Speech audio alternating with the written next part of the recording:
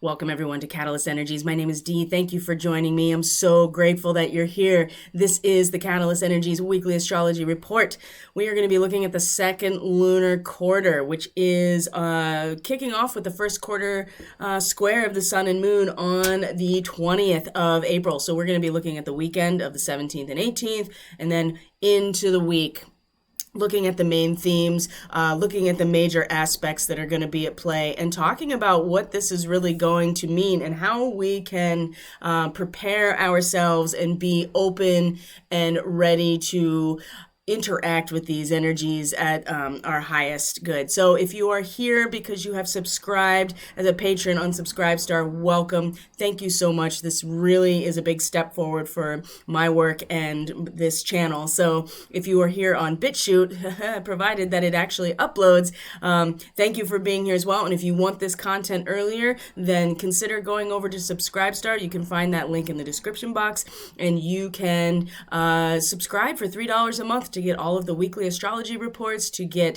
the full moon report, the new moon report, the special reports, and exclusive content to those who subscribe.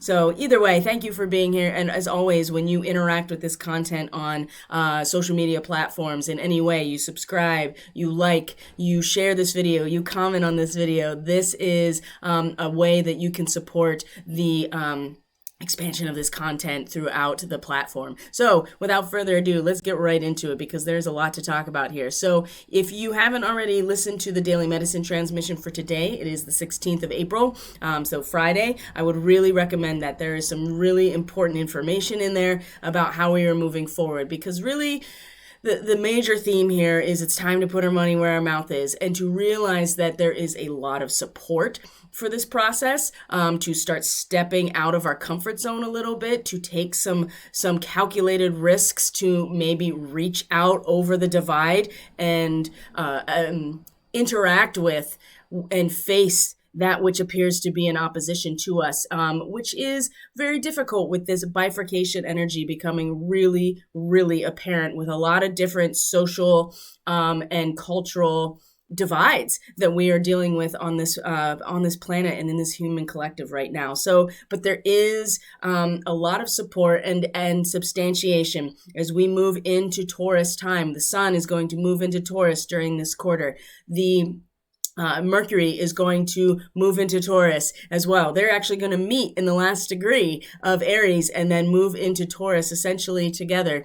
And then the first quarter square with a Leo moon, it's going to square not just the sun, but it's going to square Mercury. It's going to square Venus. It's going to square Uranus. And so as the blood rushes to our head and we really start to feel very drawn towards the full expression of who we each are in our sovereign nature, we are going to be tested in some ways with the cultivation of everything that we desire to create in a natural format, in a natural way. And this is going to really challenge us. And it's the first crisis of action that comes about from the new moon period. So we set these intentions with the new moon, with the inner fulfillment that we all hold in order to actualize and create and to individuate our own subjective experience. And then we are going to be tested with that when everything starts coming into Taurus and is in square to a Leo moon, right? This is very much our inner diva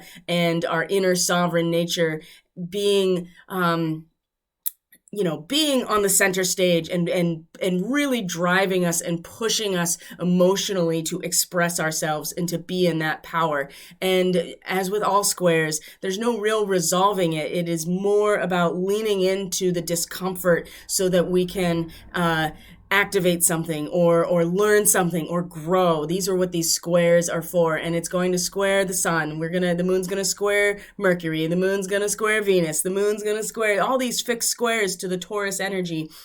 Uranus as well is going to be a big challenge. And that's on the 20th, the first quarter square. So that really kicks off the second lunar quarter. But in the interest of the weekly and looking at the weekend, we'll look at the moon finishing her transit in Gemini, then moving into Cancer, into her home territory, crossing fixed star Sirius, and Also, the support with a trine from Mars and Jupiter, this air trine that they're in, that is also asking the Orion star seeds to step forward as well. So let's just get right into the chart, and we can look at all of this together so that we have some basis in reality here that we can work with. Remember, astrology is a fourth dimensional modality that finally BitChute has actually uploaded the video from this morning. So I will process that as soon as I am done here, and I will also upload this video tomorrow. This will be available on Subscribestar, so if you're watching this on BitChute, just know that you can get it earlier in a more timely manner if you subscribe for that $3 a month. You know, that's like one latte. Depending on where you are, it's not even. Okay, guys, so here we are looking at the chart of the 17th, and we are going to begin this astrology report because it's really time to put our money where our mouth is and take some risks and be willing to stretch over the divide and find that aspect that appears to be in opposition to us so that we can really heal, that we can really alchemize, and we can move forward as a human collective. And there's a lot of support here, but like I said, a lot of challenge around this too. And remember, Leo is ruled by the sun, and there is a certain amount of ego consciousness that is fully expressed in the Leo archetype. And so when this moon comes into Leo at the first quarter square at 0 degrees Leo and then moves through the entire sign, we're very emotionally and personally going to feel that wanting to express that ego consciousness and really be like this solar fire, while all of this other energy in Taurus is bringing us back to a very natural cultivation of all of the energy. It is bringing us back to the cultivation of the medium in which we grow. It's just as important. And I've talked about this a lot in this week of the dailies because the feminine is so important. The sacred feminine has been so important for this process because she does, Venus, especially in her home sign of Taurus, as we see here, is in her rulership and her power. And so she does represent the actual earth, the living soil, the medium in which we grow. And so as the sun, the full expression of ourselves, as Mercury, the realm of our mind, and the magician, they all come into Mercury. It's going to slow things down, but at the same time, it is going to embed us, and everything that we activated with this new moon, it's going to embed it into the soil. And so this is where we want to put our energy, is the medium for our growth. Because if it is compromised in any way, if the soil doesn't have the right nutrients, if there's not enough water in the soil, if there are blockages in place that the roots can't get around, this is going to become obvious during this time. And especially when Venus comes into a conjunction with Uranus during this week. So let's get right into this weekend, especially because I am here every day in the morning doing also the astrology as part of the transmission. So I want to go over the weekend because not only is it the weekend, it's actually really, really potent. So first, we're going to talk about how there is this trine with Mars and Jupiter, right? This air trine with Mars and Jupiter, and Mercury sextiling both of these positions, and also the moon crossing Mars. So when Mars and Jupiter are in this trine, they're very supportive of each other. There's not necessarily an activation like a conjunction, but it is a structural foundation. And this is Jupiter, the benefic advocate, our representative, our benefactor, good fortune, really expanding on Mars, that is being invited to step out of our encampment of where we feel safe and where we belong, and to cross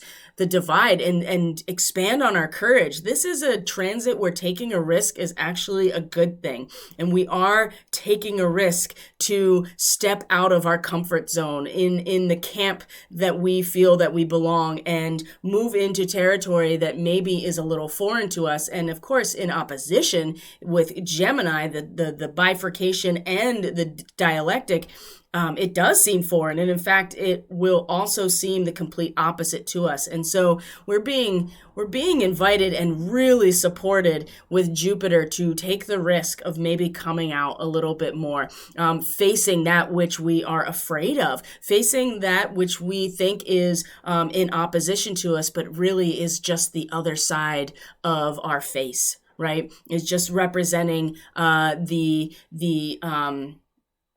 polar opposite of that which we identify as our own consciousness. And Mars has courage and tenacity and is able to really go through this process. And any righteous cause is bound to be bring the benefits that we desire, right? Then there's Mercury right there in Aries with that desire as well, because Mercury, as you're going to see, is, like I said, in a sextile. And so there's these investment opportunities that Mercury is going to have, especially as it's getting closer to Andromeda Galaxy as well, wanting to break out of the chains that bind us to be totally free, those Andromedan starseeds. There's so many starseed activations happening in these transits right now, Andromeda and Orion specifically, because Orions have the willpower and the discipline to be able to step out and not fear facing what is in opposition to them, because that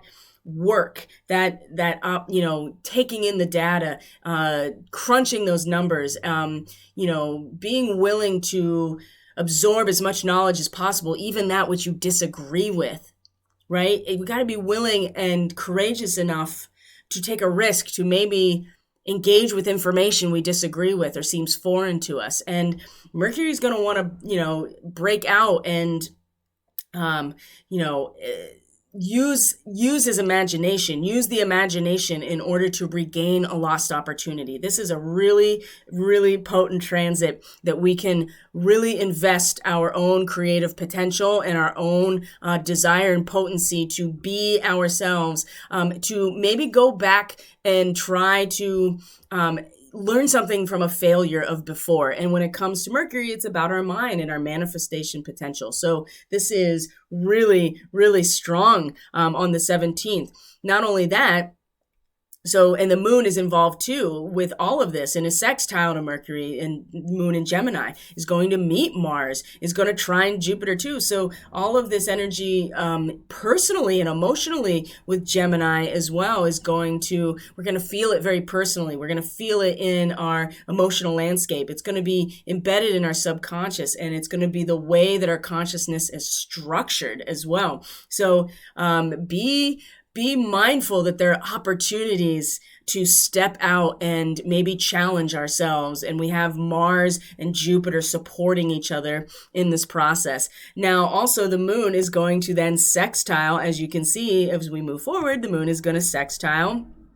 Already did, is going to sextile the sun as well. This is in a conjunction again with Andromeda Galaxy. And this is, this is when we start to realize that failure or the release, we talked about this a lot in the daily, the liberation from our past. And this is, again, another theme that's coming up a lot in this week, is the liberation from our past, the liquidation of our past. There's plenty to learn there, but there's also a lot to heal from, because our past is not this moment. And we cannot continue to allow our past to be completely transposed onto this moment as if it is this moment. And so we can let go through a bankruptcy, so to speak, within us, right? If you've ever actually filed for bankruptcy or gone through that process, it's actually quite liberating.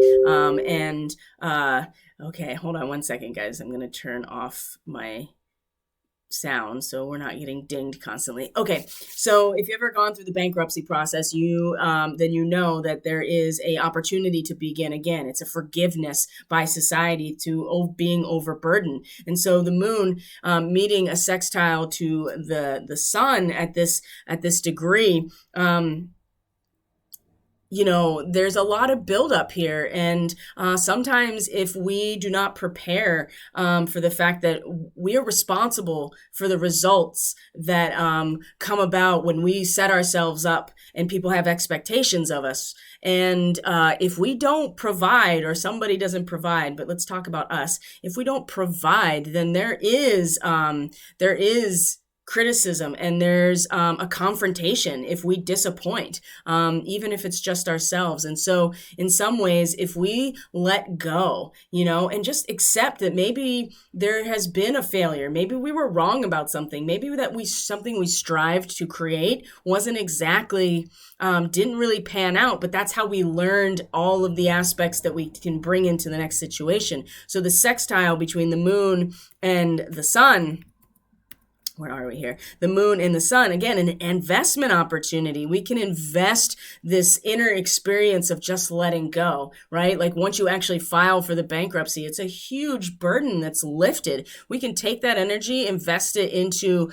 the sun that is exalted in Aries, and allow a release in some ways, allow ourselves to accept responsibility, but also learn from that situation as well, right? Because we don't know everything, and we don't learn unless we have a failure. And many people are continuing to, I see, double down rather than accept that maybe there was something wrong, or maybe they were misinformed, or maybe they allowed themselves to get pulled into a situation because somebody else had something to gain from it, and manipulated, or you're just overburdened by everything that you've acquired mentally, and you just want to let it go. So this, again, the Saturday is a lot of opportunity.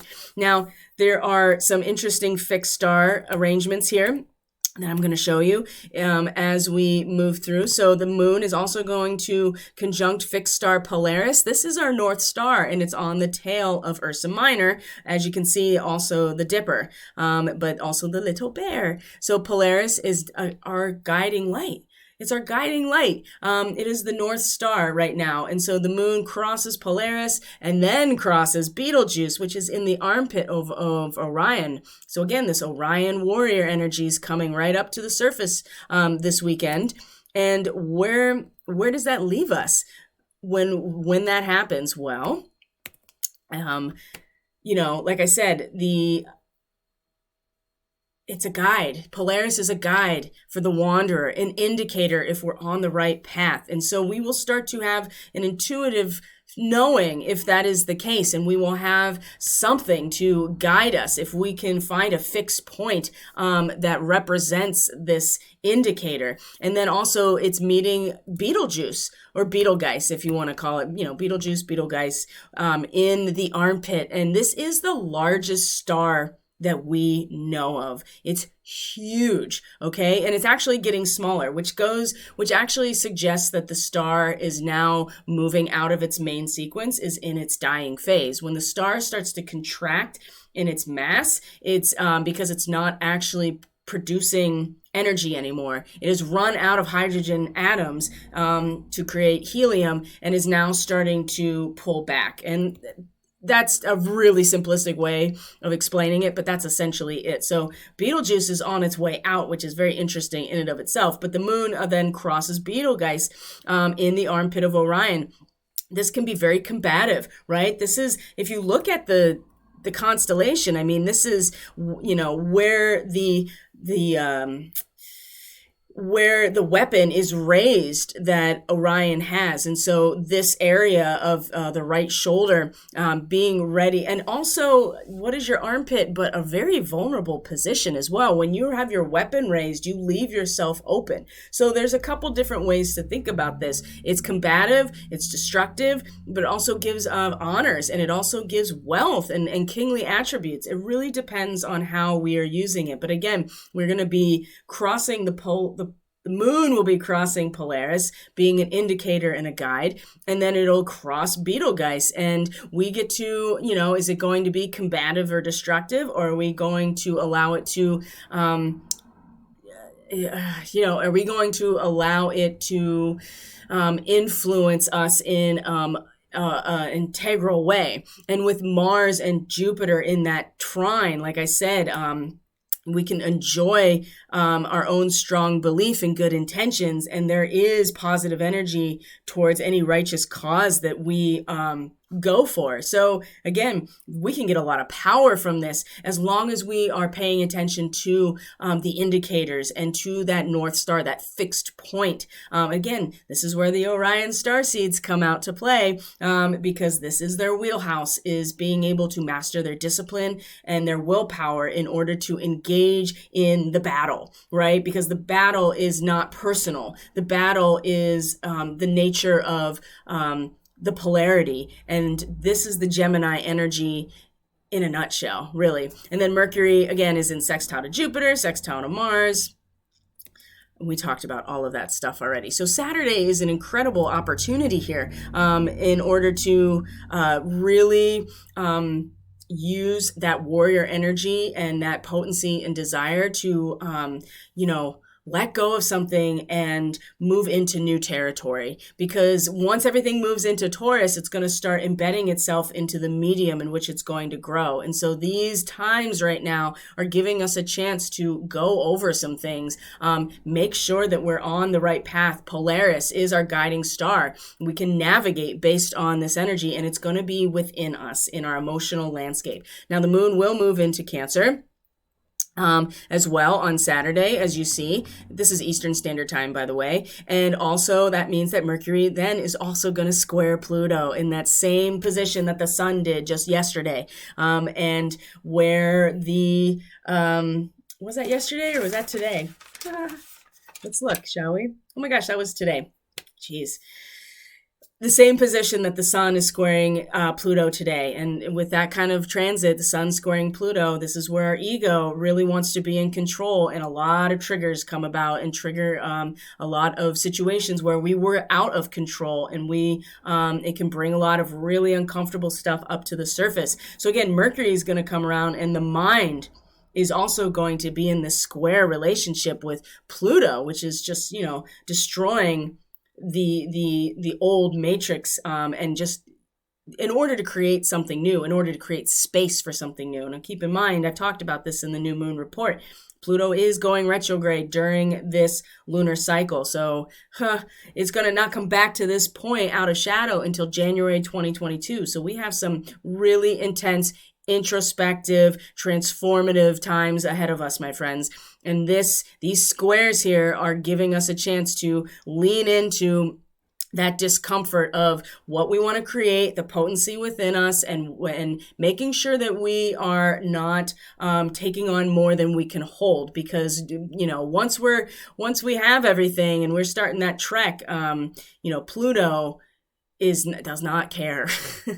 There is no care from Pluto about anything about you personally. This is way bigger, but this is where we transform, and the power of our transformation is through this destructive process. So again, and it's going to be about the mind. Are we holding the ideas, the information, the way we communicate? Are we holding more than we can actually hold? Because we will be tested when Pluto comes around, because there's only so much we can hold as this destructive process comes through. Okay, so and then the moon, like I said, is coming into home in Cancer. So there's going to be a strong protective mechanism in place here. We're going to really feel very protected. We're going to want to feel protected. We're going to want to embed ourselves in the lattice structure of our familial relationships, the communities that really support us. And we're going to be drawn to that with the moon in Cancer.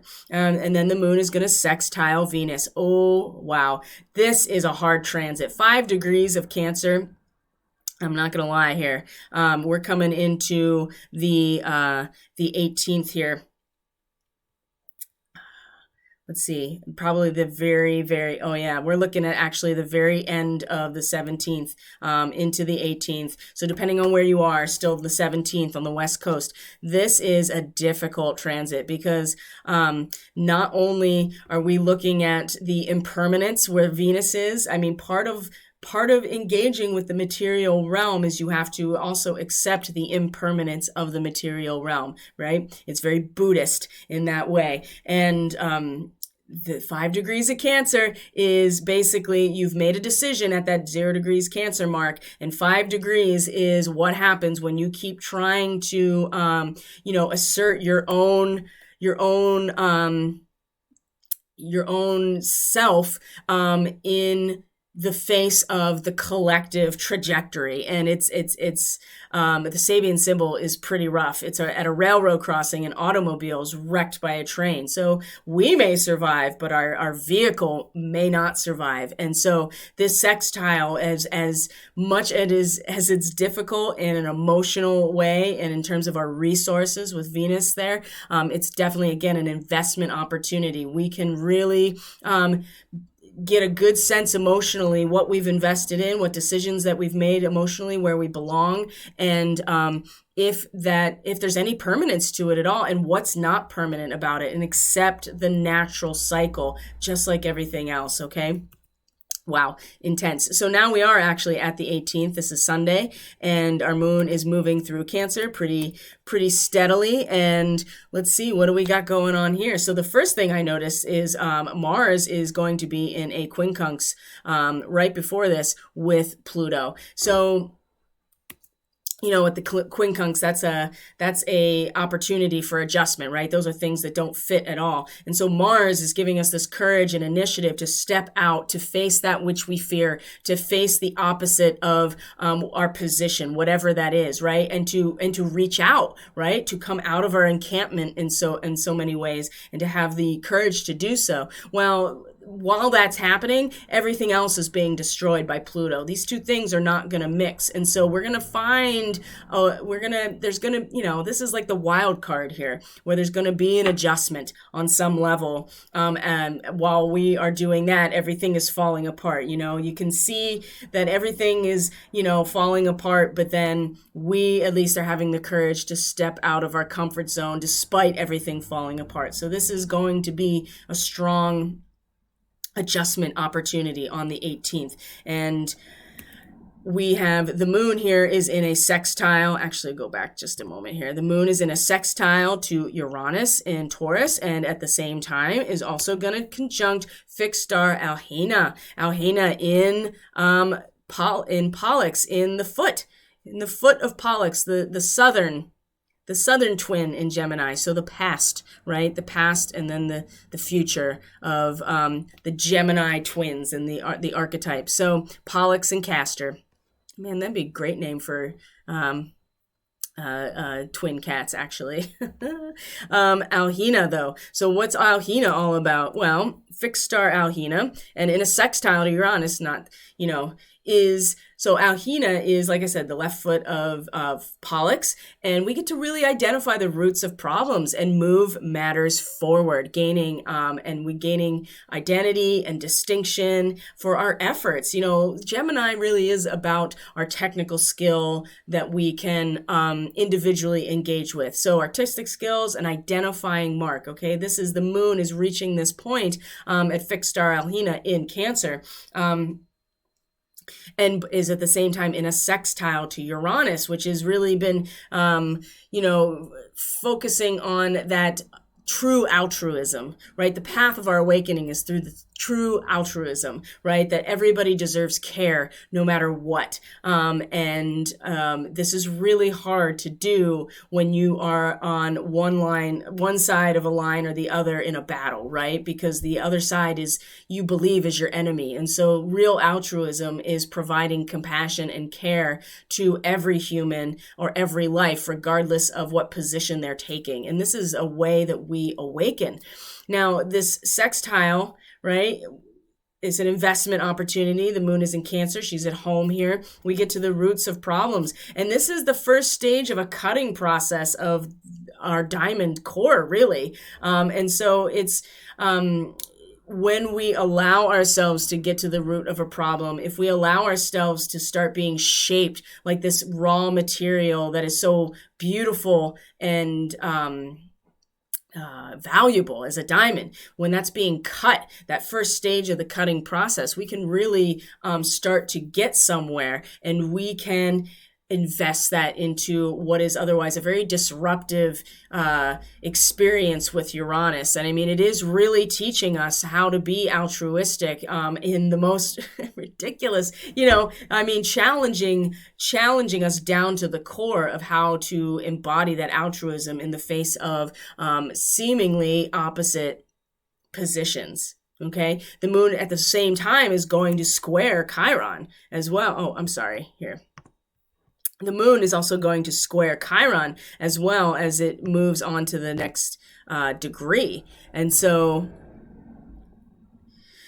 one thing I wanted to mention is that Chiron is moving into the next degree. Uranus, as you see, is at the last degree here. It's going to move. And then Neptune is also in the next degree. These planets and Chiron as an asteroid move very slowly. So when they move into a new degree, you can really feel the shift in the archetypal resonance because they move very slowly. So all of these energies are moving into new territory now that represent different archetypal experiences because they're in a new degree. And so the moon also is in a square to Chiron that is really now challenging us in our ability to centralize our consciousness, right? And we want to start using our ego consciousness to centralize what otherwise is just more of a reaction and more emotional reaction to things, right? We're starting to develop an ego in Aries. And so the Chiron aspect, of course, is, triggering our wounding and triggering our victimhood and triggering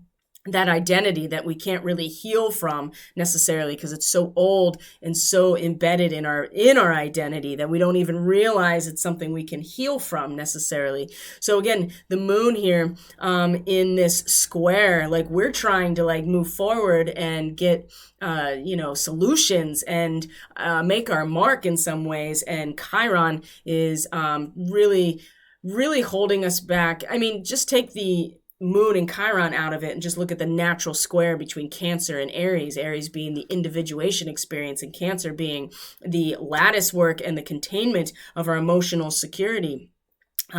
Those in themselves are naturally square. And then you put the moon that's in her rulership in Cancer, really giving us the ability to start being shaped very, very directly and very strongly by the group that we feel at home in, whatever group or family structure we feel at home in, is going, and then it's already in a square, and then you put Chiron on top of it that is not even allowing us in some ways to centralize our own ego consciousness. So we have a sense of I am, right? We want to have a sense that I am, and Chiron's not even allowing this. So this is going to be pretty uncomfortable. But again, the sextile to Uranus, like I said, this investment opportunity here is helping us, actualize or at least identify what altruism actually feels like. And it is actually going, and it goes both ways, right? We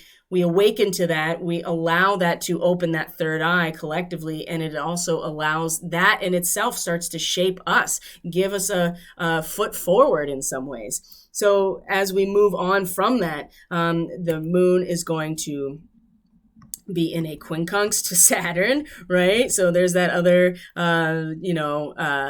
opportunity for adjustment with Saturn in Aquarius, and then the moon is going to cross Sirius. So just be aware of that. These Sirius as a fixed star is really very well connected. It promises fame, it promises honor and riches, and it marks immense creative talents in any field. The warning, though, and this is such a Sirian thing, is the inner power has to be safely managed. And you can see that when it's not, you get Atlantis, right? That's pretty much how it went, right? If it is not safely managed, you get a destruction. And a psychotic person can truly be a menace to himself and the community if they are not able to safely manage this incredible hidden inner power. But in better conditions, we have a star of truly great figures in every field. And so the moon is going to cross that, and we're all going to feel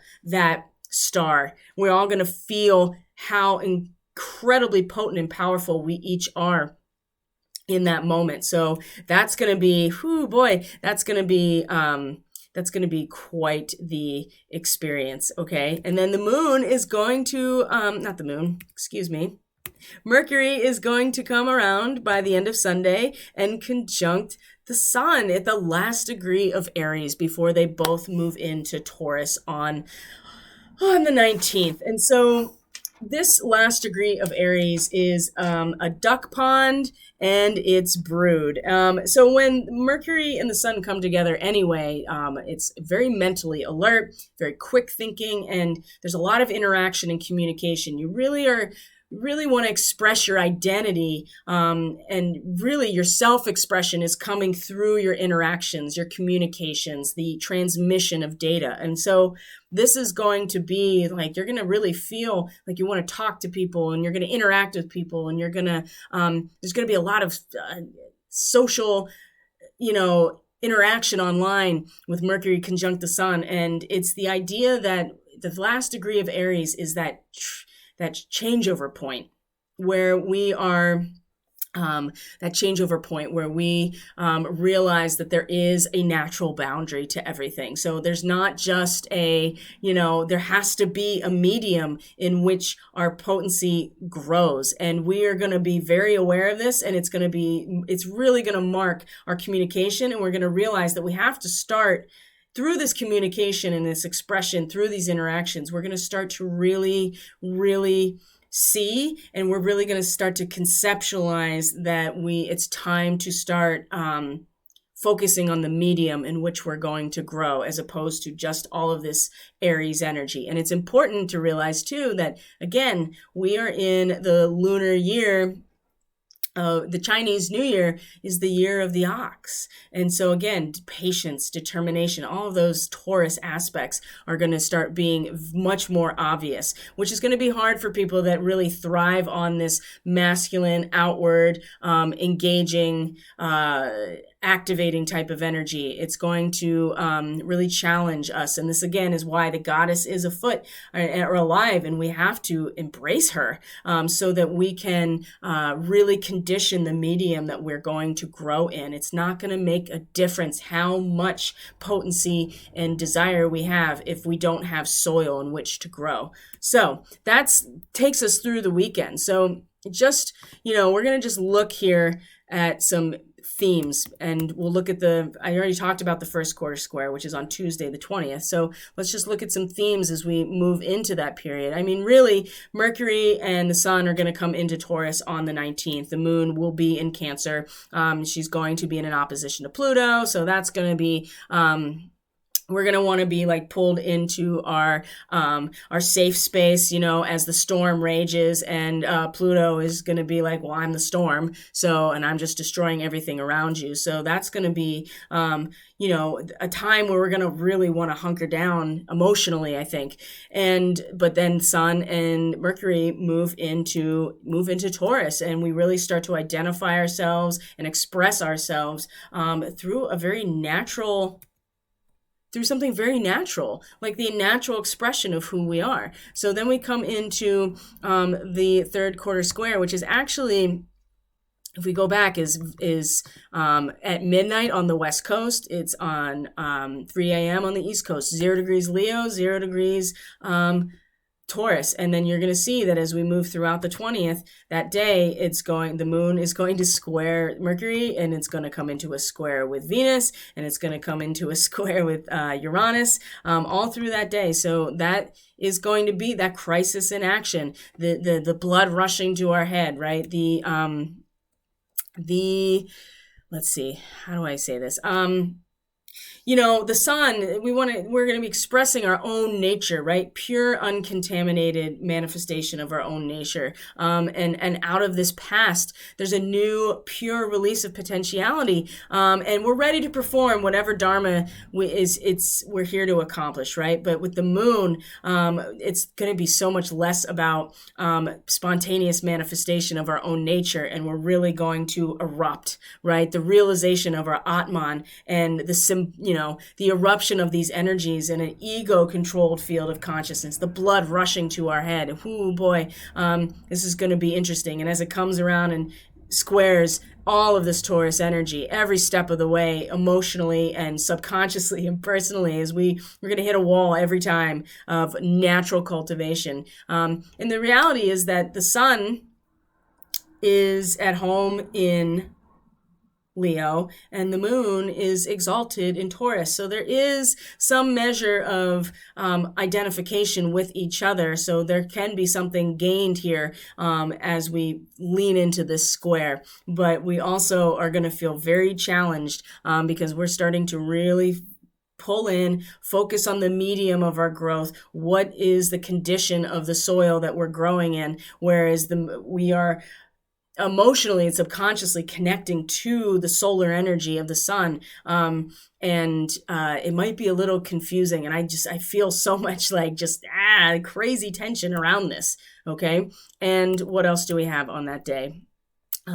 We have all of those squares. It's going to square Uranus, but it is going to trine Chiron, right? That structural support with a Leo moon and Chiron in Aries. And so this fire trine here of, having some sort of centralized anchor or centralizing energy that brings things together. And so there will be some measure of holding us or centralizing our consciousness by the end of the day. And then the moon is going to sextile the North Node by the end of the day. And this is really just like, just like, again, sextile, it's an investment. And, the North Node is really pulling us in a direction to completely liquidate our past, completely, so that we can move forward. So much of this week is about letting go of the past so that we can move forward and accepting that our failures or where we've been wrong about things or what we have done is also, we can learn from it, but we can't necessarily keep taking it with us or applying it to what's going on now if we ever want to evolve. And so this sextile that you see to the North Node, in Leo, this is like a party, right? If we can just allow ourselves to relax and to just enjoy each other and enjoy some leisure time and some relaxation, and be okay with ourselves enough, we can actually let go of all of the past that has been really traumatic or that has kept us in a sense of trying not to use certain words that want to come out because I just don't want to use them, but just keeping us confined in some ways. We want to break forward, but and that's where we need to go in order to grow, is to let go of our past if we want to move forward. And this Leo moon is actually, the sextile is really going to allow it, invest in that by investing this really mellow and relaxing energy of just like going to a garden party, right? Where everybody can get together and everybody's there for the same reason. And it's not anything, everybody's being themselves, and it's an environment where everybody is comfortable being themselves. And then you don't have to think about where we've come from because we can just be present. This is so much of the 20th is just going to be this, banging our head against the wall in some ways. And by the end of it, we're going to finally realize, oh, maybe I don't need to do that. And I can just, like settle into this and we can all just hang out together, whatever that, you know what I mean? We're never going to really figure it out until we can all start to feel comfortable enough in ourselves, in our own skin, with each other and with people that we don't really necessarily think that we would ever socialize with necessarily. That's very interesting. So let's just wrap up here with the rest of the week as we go through, because the moon's going to go through Leo, and the big one that's happening, the main aspects that are happening as we lead up to Friday is that we're going to find that Venus and Uranus come into a conjunction about watering the flowers of our own garden, cultivating the garden of our own values, right? What do we value? That's what Venus represents, our values, our relationships. And if we want things to grow, we have to actually do the work to cultivate it. So we have to go out there and water the flowers, right? If we want to grow our own ego consciousness, if we are trying to allow that part of ourselves to grow. And Uranus, of course, is going to find some way to disrupt it. And so our relationships will be disrupted. We may feel Venus really wants to be comfortable and satisfied. And so meeting Uranus like this is really going to challenge her. And maybe we'll just have to refocus our attention in some ways on just watering the flowers and pulling the weeds and doing what we need to do right in front of us in order to access that path of awakening. Because if we allow ourselves to be caught off guard or thrown off balance and get distracted, then we're not tending to our own garden. And that's what Venus really wants to do anyway. So by the end of the week, this is Wednesday, the 21st, that conjunction is going to be a really good opportunity to test ourselves, bring our focus back to what's right in front of us, what are we responsible for, and what feels good to us, because there's going to be things that are pushing us off our center in some way. And then we move to the 22nd. The moon then moves into Virgo, and we're going to start really analyzing our emotions, getting way deeper into ourselves. And by the time we get to Friday, the 23rd, Mars is going to move into Cancer. And Mars is at its fall position in Cancer. So then that energy is going to start really losing power. And so it's important that right now, this week, that we're really taking full advantage of Mars, because once Mars is in Cancer, it's,